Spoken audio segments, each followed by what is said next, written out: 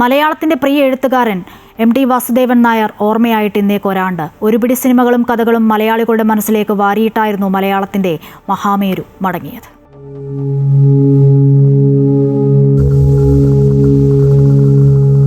MT മലയാളിയുടെ സ്വകാര്യ അഹങ്കാരമായ മാടത്ത് തെക്കേപ്പാട്ട് വാസുദേവൻ നായർ. സർഗാത്മകമായ ജീവിത പരിസരങ്ങളിൽ MTയോളം തലപ്പൊക്കമുള്ള ഒരൊറ്റ വൃക്ഷവുമില്ലായിരുന്നു. കൂടല്ലൂർ ഗ്രാമത്തിൻ്റെ വായുവിന് പോലും MTയുടെ കഥാപാത്രങ്ങളുടെ ഗന്ധമുണ്ട്. കഴിഞ്ഞ ആണ്ടിലെ ക്രിസ്മസ് ദിനത്തിലായിരുന്നു MTയുടെ പുറപ്പെട്ടുപോക്ക്.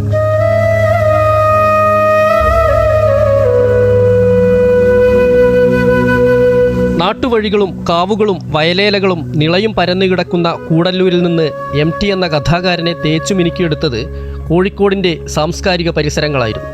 കൂടല്ലൂരിലെ വയൽമണ്ണിൻ്റെ ഗന്ധമുള്ള കഥകളും കഥാപാത്രങ്ങളും നടന്നു നീങ്ങിയ നാട്ടുവഴികളിപ്പോൾ MTയുടെ മുരടനക്കം കാത്തുകിടക്കുന്നു. തീക്ഷണ യൗവനത്തിൻ്റെ ജീവിതാവസ്ഥകളിൽ നിന്നാണ് MT കഥാപാത്രങ്ങൾ പലതും പിറവികൊണ്ടത്. ഞങ്ങളെ സംബന്ധിച്ചോളം ഒരു മഹാവൃക്ഷമായിരുന്നു MT.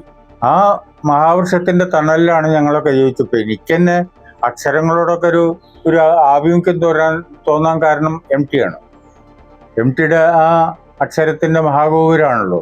അതിൻ്റെ ആ പ്രകാശഗോപുരത്തിൻ്റെ താഴെ കൂടെ നടന്ന അതുകൊണ്ട് അക്ഷരങ്ങളോട് ഒരു വായനയും എഴുത്തൊക്കെ ഉണ്ടായിരുന്നു. ഇപ്പോൾ വായനയും എഴുത്തൊന്നുമില്ല, അത് വേറെ കാര്യം.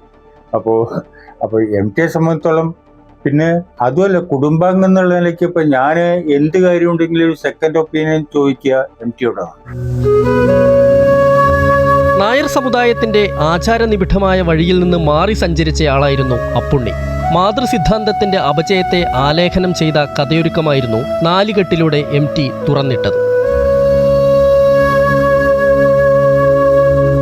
ഒരു ദേശത്തിന്റെ ചരിത്രവും കാലഘട്ടത്തിന്റെ രൂപരേഖയുമായി അസുരവിത്തും ജനഹൃദയങ്ങളെ കീഴടക്കി. ജീവിത സമൃദ്ധി കിനാവ് കാണുമ്പോഴും കാലഗതിയുടെ ഇരുൾ പടർന്ന വഴിയിൽ തപ്പിത്തടഞ്ഞു മുന്നോട്ടു പോകുന്ന ജീവിതങ്ങളാണ് അസുരവിത്തിലൂടെ MT വരച്ചിട്ടത്. മഹാഭാരതത്തിൽ നിന്ന് അസ്പൃശ്യനാവേണ്ടയാളല്ല ഭീമനെന്ന് രണ്ടാം ഊഴത്തിലൂടെ MT പറഞ്ഞു വെച്ചു. മലയാളത്തിന്റെ സ്വന്തം MTയുടെ സൗഹൃദ വലയത്തിൽ ഒന്നാമൻ ആരെന്ന് ചോദിച്ചാൽ NP മുഹമ്മദ് എന്ന ഉത്തരം തന്നെയാണ് ഉണ്ടാവുക. MTക്കൊപ്പം ചേർന്ന് NP മുഹമ്മദ് എഴുതിയ അറബിപ്പൊന്ന് പ്രസിദ്ധമായ നോവലാണ്. വാസുവിന് മുമ്പേ കടന്നുപോയതാണ് മുഹമ്മദും.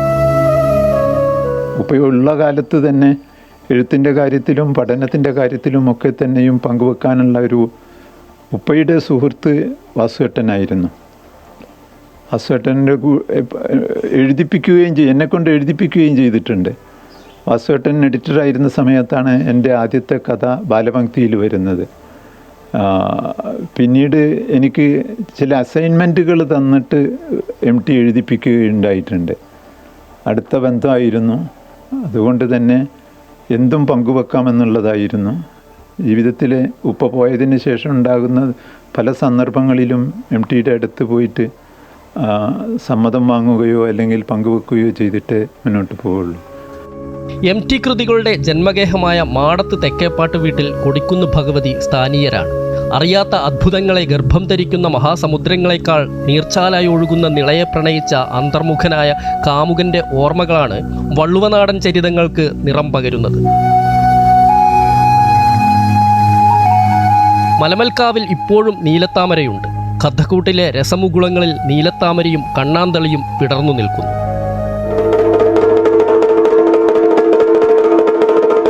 ഷൊർണൂർ ആര്യങ്കാവ് ക്ഷേത്രത്തിലെ വെളിച്ചപ്പാടിന്റെ ജീവിതം അഭ്രപാളിയിലേക്ക് പകർത്തിക്കൊണ്ടായിരുന്നു നിർമാല്യത്തിന്റെ പിറവി.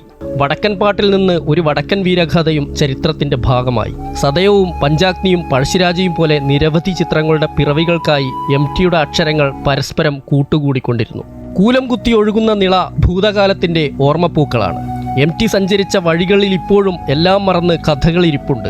മനുഷ്യഗന്ധിയായ കഥകൾക്ക് ഹൃദയസൗരഭ്യം കൊണ്ട് ജന്മം നൽകിയ പ്രിയ എഴുത്തുകാരൻ്റെ ഓർമ്മകളിൽ എപ്പോഴും നിറയെ ജീവിതങ്ങളായിരുന്നു. ആ ജീവിതങ്ങളുടെ ചിന്താമണ്ഡലങ്ങളെ നവീകരിച്ചത് MTയുടെ വാക്കും വാചാലതയുമായിരുന്നു. S. വിനേഷ് കുമാർ, അമൃത ന്യൂസ്, കോഴിക്കോട്.